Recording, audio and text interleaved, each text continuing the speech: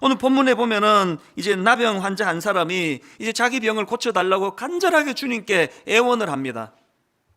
예수님은 그 호소를 외면하지 않고 그의 병을 고쳐주시는데, 그리고는 이제 이 나병 환자가 낫는데, 이게 지난주에 우리가 살펴본 내용 아닙니까? 그런데 오늘 그 본문의 그 사건은 이렇게하고 끝이 나지 않습니다. 그리고는 이제 새로운 국면으로 펼쳐지는데, 예수님께서 그 병 고침 받은 나병 환자에게 45절에서 아주 엄중한 명령을 하나 내리십니다. 자, 43절부터 보십시오. 곧 보내시며 엄히 경고하사 이르시되 삼가 아무에게 아무 말도 하지 말고 가서 내 몸을 제사장에게 보이고 내가 깨끗하게 되었으니 모세가 명한 것을 드려 그들에게 입증하라 하셨더라. 엄중하게 예수님이 고침받은 나병 환자에게 명하셨는데 하나도 순종하지 않습니다. 특별히 삼가 아무에게도 말하지 마라, 이렇게 강하게 부탁을 하셨는데요, 45절에 보니까 그러나 그 사람이 나가서 이 일을 많이 전파하여 널리 퍼지게 하니, 그래서 어떤 가슴 아픈 결과가 일어났느냐, 45절 뒷부분입니다. 그러므로 예수께서 다시는 드러나게 동네에 들어가지 못하시고 오직 바깥 한적한 곳에 계셨으나, 저는 지난 한 주간 동안 이 본문을 묵상을 하면서 이게 제 모습 아닌가? 이게 수많은 지금 중직자들의 모습 아닌가? 여러분, 이 본문에서 우리가 배워야 되는 게 뭐죠? 여러분, 이 본문에서 우리가 얻어야 될 교훈은 때로는 우리의 열심이 예수님께 독이 될 수 있다는 겁니다. 지금 이 고침받은 나병 환자가 막 예수님을 궁지에 몰려고 한 거 아니에요. 너무 가슴이 뜨거우니까. 이렇게 자기 병을 고쳐준 예수님에게 어떻게 가만히 있을 수 있냐고, 그래서 그 사실을 막 이제 여기저기 퍼뜨렸는데, 그것 때문에 예수께서 다시는 드러나게 동네에 들어가지 못하시고 오직 바깥 한적한 곳에 계셨으나, 좀 끔찍한 상상을 해보는 겁니다. 오늘 저 같은 이런 목회자들이, 수많은 중직자들이 지나친 예수님의 뜻을 구하지 않고 행하는 지나친 열심 때문에 지금 예수님께서 바깥 한적한 곳에 서 계시는 이런 상황은 아닌가. 이것이 이제 오늘 본문에 나오는 나병 환자에게서 우리가 배워야 될 그 타산지석인데요. 자, 그렇다면 이런 질문이 가능하지 않습니까?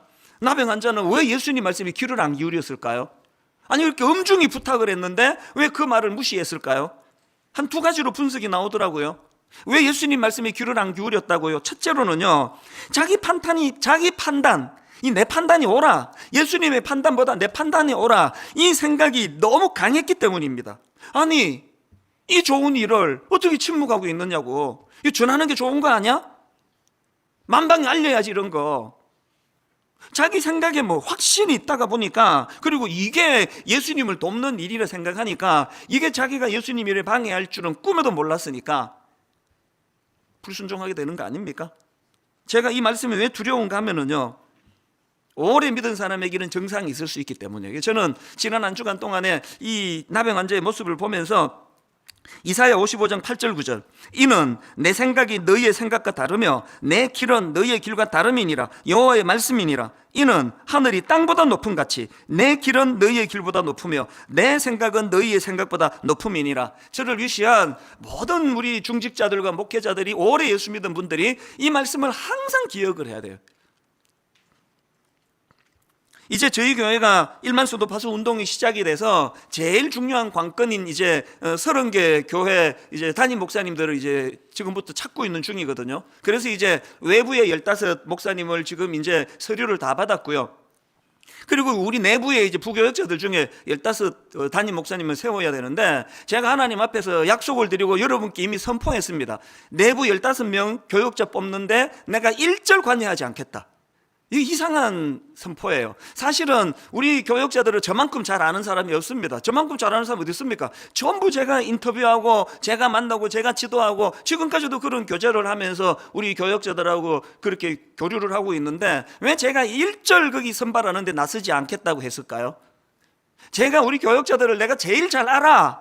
여기에 이 나병 환자가 가진 오류가 담겨있기 때문입니다. 그래서 지금 저희는요, 약 1년에 거쳐서 5번에 걸쳐서 투표를 합니다. 저는 투표권도 없습니다. 그래서 자기들끼리 서로가 서로에게 이분이 15 목사님 안에 들어가야 된다, 그렇게 지금 4번까지 투표를 했습니다. 그런가 하면은 외부에서 모시게 될 15분도 마찬가지예요. 이제 그 많은 서류들이 왔기 때문에 우리 지금 모든 교역자들이 거기에 지금 다 투입이 돼서 점검을 하고 있지만요, 예선만 저희가 도울 거예요. 그리고는 결정적으로 이 15 외부의 목사님을 뽑는 데는 저희 교회는 나서지 않을 거예요. 아주 덕망이 있고 또 중심이 잘 잡힌 외부의 목사님들을 모셔서 그분들로 하여금 뽑아달라고 부탁을 할 거예요. 왜 그럴까요? 잘 안다라는 거기에 이 나병 환자의 우가 담겨 있다는 걸 알기 때문이거든요. 여러분 그거 아시죠? 여러분이 제일 자신 있어 하는 그것 때문에 망한다는 거예요. 여기 내 약점이야. 절대 그것 때문에 망하지 않습니다. 이건 내가 자신 있어. 바로 그것 때문에 망할 수 있다는, 이 오늘 본문의 나병 환자를 통해 우리가 얻어야 되는 교훈 아니겠습니까? 이렇게 그 나병 환자는 자기 판단이 옳다는 확신이 강했기 때문에 주님 말씀에 불순종했고요. 두 번째로, 왜 주님 말씀에 불순종했느냐? 시야 좁음의 문제예요. 비록 자기 생각에 확신이 있었지만 그게 얼마나 시야가 좁은 생각이라는 걸 몰랐기 때문에 그렇습니다. 이건요, 사춘기 애를 키워보는 분들은 너무나 공감하는 걸 거예요. 세상에서 자기 확신이 가장 강할 때가 중학교 2학년 때입니다. 막 부모가 막 무슨 말해도 들어먹지를 않습니다. 엄마가 틀렸다 전제를 딱 깔기 때문에, 내 생각이 옳다고 딱 전제를 갖고 있기 때문에. 그런데 여러분, 그 중학교 2학년 그 아이들이 갖고 있는 치명적인 한계가 얼마나 시야가 좁은지를 모든 부모는 다 알아요. 그래서 속이 터질 것 같은 거죠. 세상 살아보니까 그게 아닌데, 오늘 여러분 우리가 얼마나 시야가 좁은 인생인 걸 아셔야 됩니다. 그래서 뭐 여러 번 말했지만 세상에서 제일 무서운 사람이 책 한 권만 읽은 사람이에요. 그 한 권이 모든 진리를 해가지고 이 사람은 고집불통이에요. 누구 말도 안 듣습니다. 시야가 그렇게 좁아 터졌다는 걸 모르기 때문입니다. 제가 이 본문의 나병 환자를 묵상을 하다가 베드로가 불쑥 떠올랐는데, 마태복음 16장의 베드로, 여러분 아시죠? 예수님이 이제 십자가의 길을 이제 선포를 하니까 그 반응 아시죠? 자, 21절, 마태복음 16장 21절입니다. 이때로부터 예수 그리스도께서 자기가 예루살렘에 올라가 장로들과 대제사장들과 서기관들에게 많은 고난을 받고 죽임을 당하고 제3일에 살아나야 할 것을 제자들에게 비로소 나타내시니, 그랬더니 22절, 베드로가 예수를 붙들고 항변하여 이르되 주여 그리 마옵소서, 이 일이 결코 죽게 미치지 아니하리이다. 베드로가 얼마나 흥분했는지 헬라어로 보면은요, 예수님을 꾸짖었다고 그렇게 분석해도 될 만큼 강하게 지금 예수님께 항의를 하는 거예요. 베드로가 왜 이렇게 강하게 항의할까요? 자기 확신이 뭐예요? 예수님은 십자가 지시면 안 되는데, 왕좌에 앉으셔야 되는데, 해방을 시켜주셔야 되는데. 그러나 우린 다 알잖아요. 베드로가 얼마나 생각이 좁고 시야가 좁아가지고 눈앞에 보이는 그것만 보고 판단한다는 거 우리 다 알잖아요. 그것들을 만 배 멀리까지 내다보시고 십자가를 결정하셨는데 시야가 좁으니까 그걸 이해를 못하는 거예요. 늘 우리가 이런 식이에요. 여러분, 우리가요, 참 나는 시야가 좁아, 나는 정말 판단력이 흐려, 이것만 알아도요, 이게 철든 사람이에요. 이게 사춘기 애들만 시야가 좁은 거 아닙니다. 예수 잘 믿는다고 하는 그 사람들 안에 굉장히 많은 이런 오류를 볼 수 있습니다. 구약에서 이런 좁은 시야로 잘못 판단했다가 망한 사람이 하나 있잖아요. 롯, 아브라함의 조카 롯. 자, 창세기 13장 10절. 이에 롯이 눈을 들어 요단 지역을 바라본 즉 소알까지 온 땅에 물이 넉넉하니, 이 자기 눈으로 보기에 이게 대박인 거예요. 이거 끝내주는 거다. 이거 당연히 이걸 택해야지. 그래서 망했잖아요. 자기 확신 있는 건 좋은데 이 시야가 얼마나 좁은지를 모르니까 잘한다고 한 게 그 망한 거 아닙니까? 오늘 본문의 나병 환자도 마찬가지예요. 우리는 어떻습니까? 왜 여러분 제가 이 본문을 가지고 지난주와 이번 주 2주에 걸쳐서 설교할까요? 이 포인트를 우리가 절대로 놓쳐서 안 되기 때문에 그렇습니다. 오늘날 한국 교회가 많이 어렵다 그러잖아요. 그리고 걸핏하면 싸우잖아요. 여러분, 불교가 이렇게 싸웁니까? 천주교가 이렇게 싸웁니까? 우리끼리 막 미치듯이 싸우는 건 이게 기독교가 독보적인 이 개신교가. 왜 그렇습니까? 자기 확신이 강한 A, 자기 확신이 강한 B, 절대 양보 안 하는 게 신앙 안에서의 고집불통이거든요. 이때 우리가 깨우쳐야 되는 게 뭐겠습니까?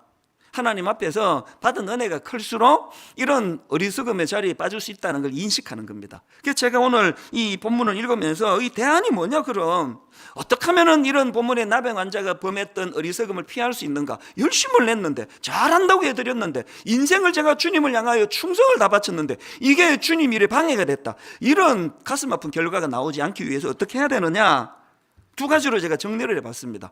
여러분, 이 나병 환자와 같은 어리석음을 피하려면 어떻게 해야 됩니까? 첫째, 예수님의 관점으로 생각하는 훈련을 하셔야 돼요. 계속 예수님의 관점으로. 열왕기하 5장에 보면은요, 아람 왕의 군대 장관 나만이 있는데, 불행하게도 그 높은 자리에 있는 나만 장군이 나병이 걸립니다. 그래서 이제 괴로워하고 있는데, 그 자기 병을 고쳐줄 수 있는 이스라엘의 엘리사 선지자라고 있다고, 그렇게 이 엘리사 선지자를 소개받습니다.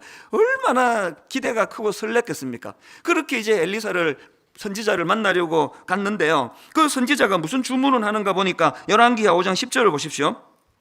엘리사가 사자를 그에게 보내 이르되, 너는 가서 요단강에 몸을 7번 씻으라. 내 살이 회복되어 깨끗하리라 하는지라. 그랬더니 나만 장군이 분노하는 거예요.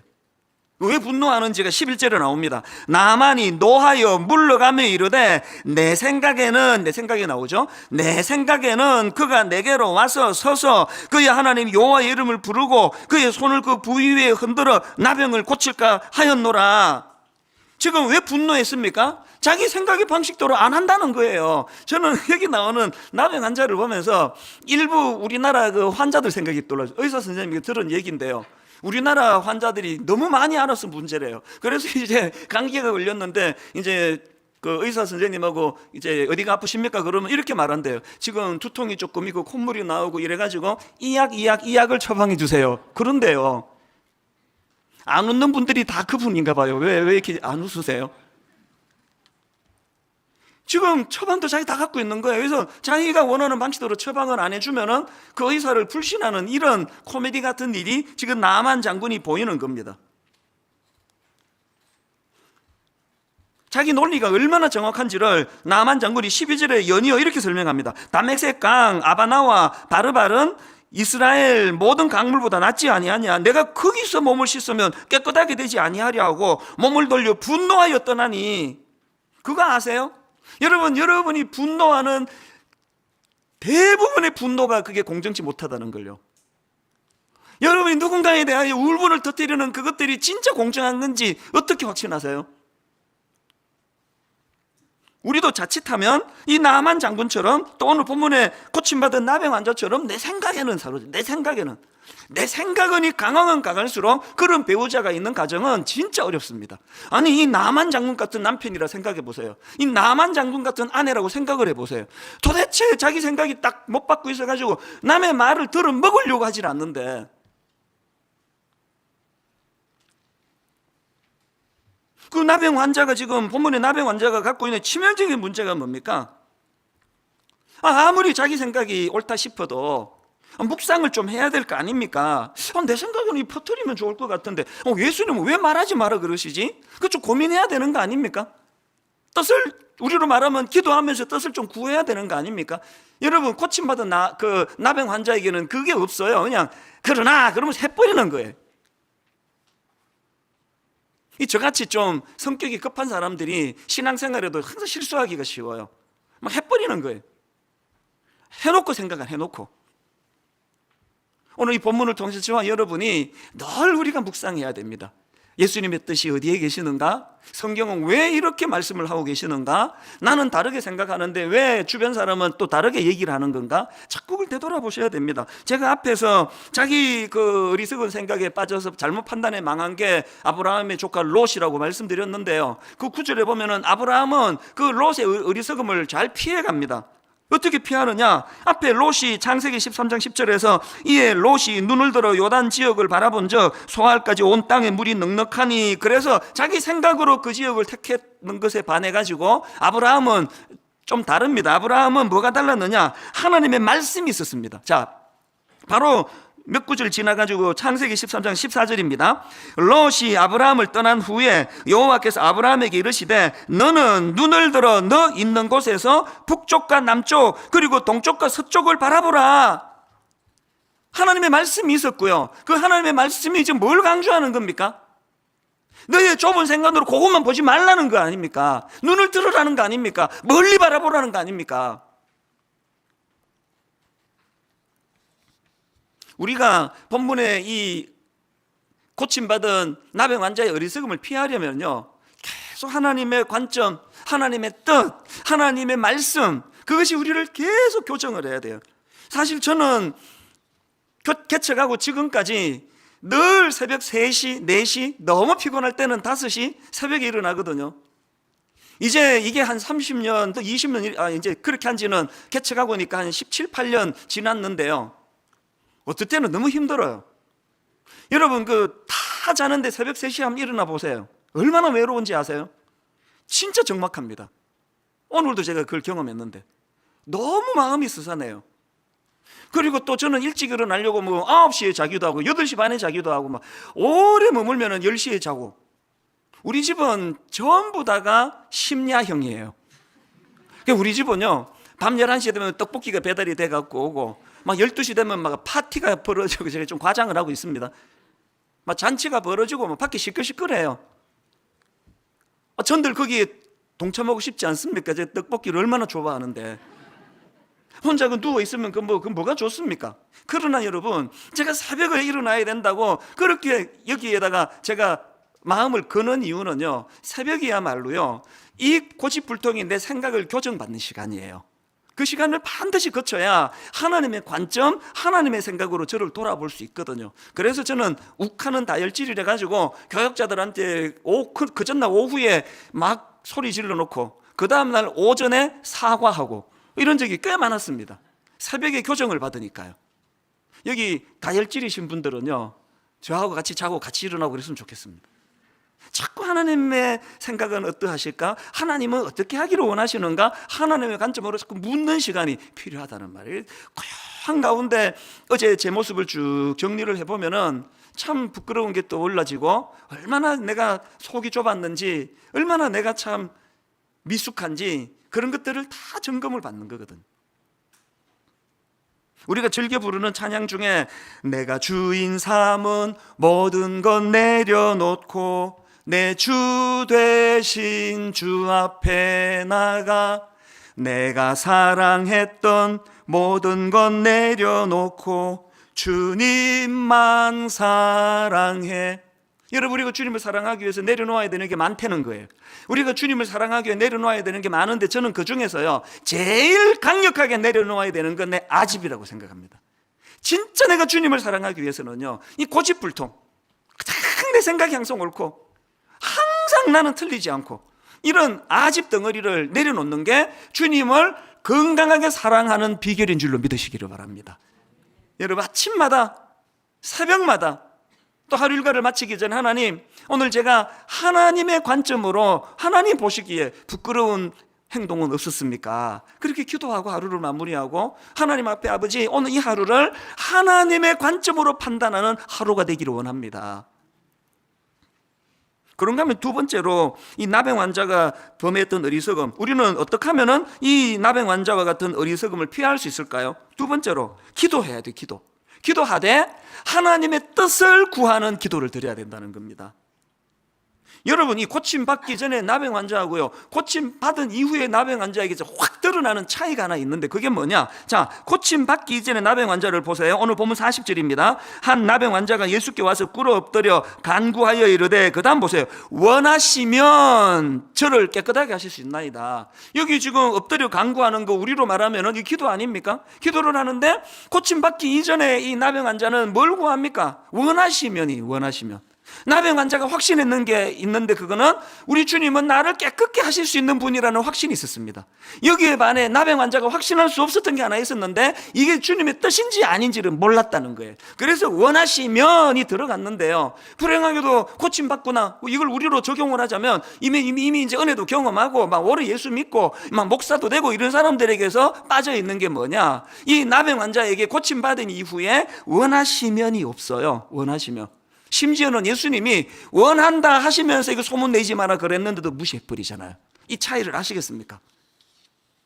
그렇기 때문에요, 저 같은 목회자나 오래 예수 믿은 사람은 골로새서 1장 9절에서 사도 바울의 이 권면을 꼭 기억하셔야 됩니다. 사도 바울이 골로새서 1장 9절에서 이런 권면합니다. 이로써 우리도 듣던 날부터 너희를 위하여 기도하기를 그치지 아니하고 구하노니 너희로 하여금 모든 신령한 지혜와 총명, 그 다음 보세요, 하나님의 뜻을 아는 것으로 채우게 하시고. 자, 한번 따라해 보시겠습니까?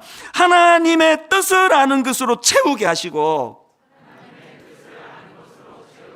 더 확신 있게 하나님의 뜻을 아는 것으로 채우게 하시고.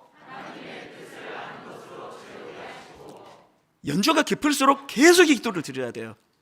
아버지, 내가 하나님께 간절히 간구합니다. 하나님의 뜻을 알기를 원합니다. 이 좁아 터진 내 생각을 내려놓고. 근데 여러분, 제가 한 가지 알아요. 제가 이렇게 막 목청 높여 설교해도요, 인간은 잘 안 바뀐다는 거 알아요. 이 오늘 설교 듣고 막 맞아, 내 생각을 내려놓고 하나님 뜻에 맞춰야지, 이렇게 결단하는 분은요, 이 뭐 100명에 한두 명도 안 됩니다. 지금 여기 이 방에 계시는 분 중에요, 오늘 이 말씀이 자기 인생을 바꾸고 맞아, 나는 고집불통이야, 난 이제 내 생각 다 바꾸기로 했어, 이렇게 결심하는 사람은 두세 명도 안 됩니다. 문제가 뭔가 하면은 이렇게 얘기하면 모든 분이 그 두세 명 안에 내가 들지. 이렇게 인간의 생각이 잘 안 바뀌는 그 점을 전 너무 감사하게 생각해요.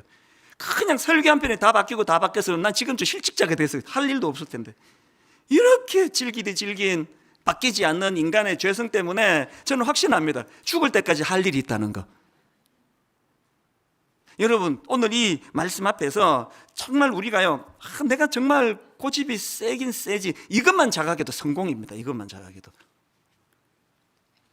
얼마나 인간의 생각이 잘 안 바뀌는가 하면은요, 구약의 그 선지자 요나 아시잖아요. 요나는 막 얼마나 고집이 센지, 하나님께 불순종했는지 요나서 1장부터 바로 고집이 나옵니다. 자, 요나서 1장 1절 2절입니다. 여호와의 말씀이 아미떼 아들 요나에게 임하니라. 이르시되 너는 일어나 저 큰 성읍 니느웨로 가서 그것을 향하여 외치라. 그 악독이 내 앞에 상달되었음이니라 하시니라. 하나님이 이렇게 엄중하게 명하시는데 3절을 보세요.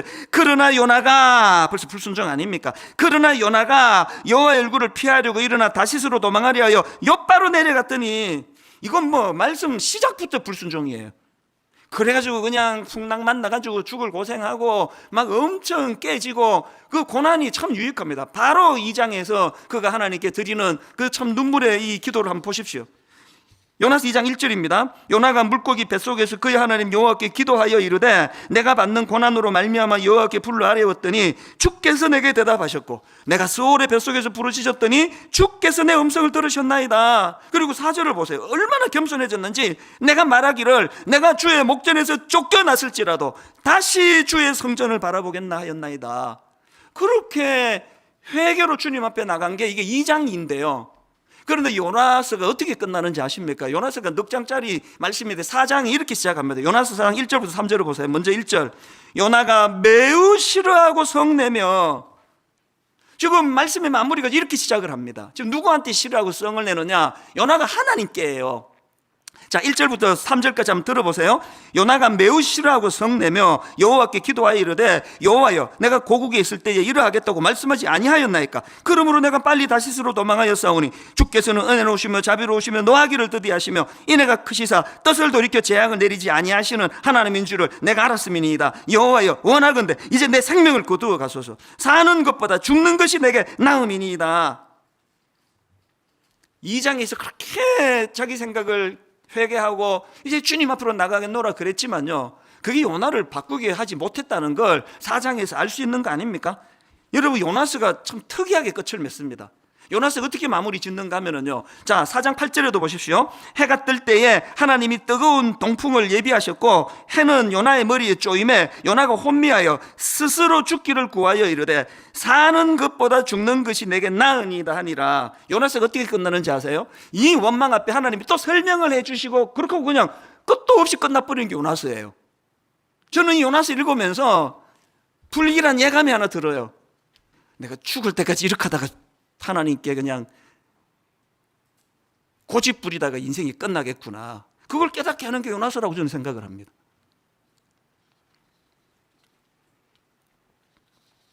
설교 한 번 들었다고요 인생은 바뀌지 않습니다. 얼마나 견고하게 굳어져 있는 그 자기 생각, 그래서 여러분, 오늘 이 말씀 앞에서 우리는 늘 하나님 앞에 그 사도 바울의 기도, 하나님의 뜻을 아는 것으로 채우게 하시옵소서. 하나님의 뜻을 분별하기를 원합니다. 오늘 이 시대는요, 너무나 혼미한 시대이기 때문에, 지금은 다원화 시대라 그러잖아요. 진리가 하나가 아니라고 주장하는 시대 아닙니까? 뭐 걸핏하면은 이 혼란에 빠지기 때문에 계속 하나님의 뜻을 사모해야 됩니다.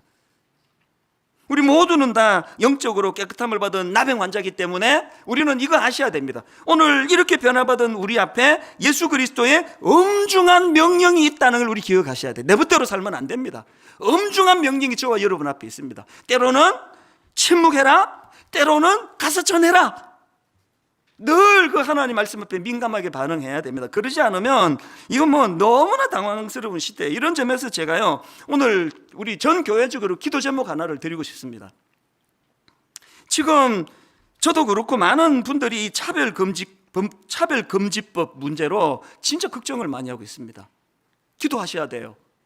아니 뭐 차별하지 말자는데 이게 뭐가 나쁘냐고. 그렇죠. 그걸 누가 반대합니까? 그런데 이 미국을 가만히 보니까요, 이 차별금지법 안에 독소적인 거 몇 개가 들어있는데 이게 엄청난 종교 탄압이 될 위험이 있더라는 거예요. 그래서 이제 이 차별금지법 안에 이 독소 조항들을 이거를 없애지 않으면 안 된다고 기도를 하고 있는 거 아닙니까? 많은 분들이 이것 때문에 수고하고 계세요.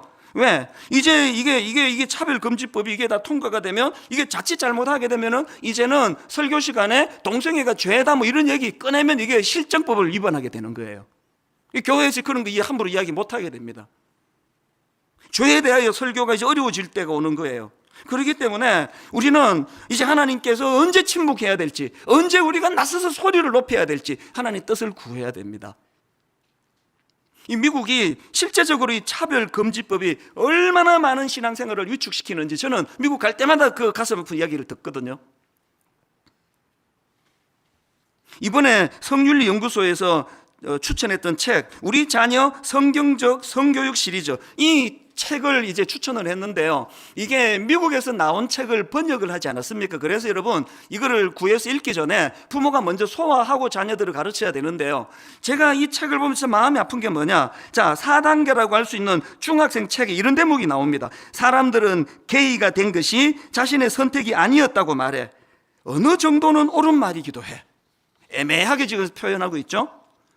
또 이런 내용도 있습니다. 왜 어떤 사람들은 게이가 되었을까? 학자들은 동성애의 명확한 원인에 대해서는 일치된 의견을 보이지 못하지만 유전학과 어린 시절의 환경적 요인들 사이에 복잡한 상호작용이 있었다는 사실에는 대체로 동의해. 이렇게 애매하게 표현했을까요? 저는요, 이 차별금지법이 통과된 미국에서 이런 책을 쓸 때 이 보수적인 교단에서 만든 책이거든요. 이렇게 애매하게 표현하지 않으면 안 되는 그 고충이 너무 와닿는 겁니다. 제가 이 책을 오늘 그 본문을 가지고 이걸 성도님들과 진지하게 나누어야 되겠다고 한 건요, 이런 맥락을 모르고 이 책을 그대로 다 인용하면 자녀들에게 자칫 잘못하면 독을 먹이게 되는 거예요. 성경은 동성애를 죄라고 말하고 있기 때문에 우리는 성경의 기준으로 분명히 가르쳐야 돼. 애매하게 말하면 안 됩니다. 성윤리연구소를 만들어 하고 싶은 게 뭐냐, 분명하게 성경적인 가치관으로 세우자는 거예요. 거기다가 단 동성애자들을 미워하지 말라시는 주님의 사랑의 정신도 균형을 갖추자는 거예요. 이것도 취하고 저것도 취하기가 얼마나 어려운지 아십니까? 맨날 이쪽에도 욕먹고 저쪽에도 욕먹는 게 그래서 그런 거 아닙니까? 그러나 이 어려운 일을 해내야 해요. 왜? 이게 우리에게 마치 사명이기 때문이에요. 저는 동성애는 타고나는 것이라고, 타고나는 게 아니라고 믿는 사람이에요. 이게 제 신앙 고백이에요. 저랑 생각이 다른 사람이 저를 비난하신다면 뭐 어쩔 수가 없습니다. 이게 내 신앙 고백이니까요. 동성애는 타고나는 것이 아니라고 믿기 때문에 이 책에서 애매하게 어느 정도는 옳은 말이기도 해, 이걸 난 용납이 안 됩니다. 그 지금 미국에서 발간된 이 책이다 보니까 이런 거 말고도요, 우리 정서랑 맞지 않는 부분이 뭐 되게 많아요. 뭐 그림도 뭐 이렇게까지 설명할 필요가 있나 싶고 이런저런 좀 어려움이 좀 있습니다. 그래서 지금 이제 그 국내 이 책을 그 발간한 출판사에다 제가 요청을 했습니다. 이게 지금 문화적으로 맞지 않은 게 많기 때문에 이걸 좀 우리 정서에 맞도록 좀 고치면 좋겠습니다. 너무 고맙게도요, 출판사에서 그걸 너무나 호의적으로 동의를 하고 긍정적으로 받습니다. 근데 문제가 뭐냐, 판권이 미국에 있기 때문에 이게 이제 그 사람들이 제대로 이거를 이해를 해줄 수 있을지 없을지는 잘 모르겠는 거 아닙니까? 그래서 제가 이런 부분에서 이제 여러분 중요한 제안을 한 가지 드리고 싶습니다. 그래서 이제 여러분 지금 막 이 책 읽는 거 잠깐 아직 읽지 마시고요, 이제 우리 성률연구소 팀에서 지금 강의를 준비 중입니다. 그래서 이 책을 읽기 전에 반드시 이거를 유념하고 읽으시라고 하는 것들을 이제 준비 중에 있습니다. 혼란스럽지 않으시도록. 사실 이 책에 보면은요, 5단계 고등학생 이상을 위한 책에 보면은 선포도 있습니다. 그러나 많은 연구에도 불구하고 동성애 유전자는 발견되지 않았지, 이렇게 딱 못 박는 대목도 사실 나옵니다.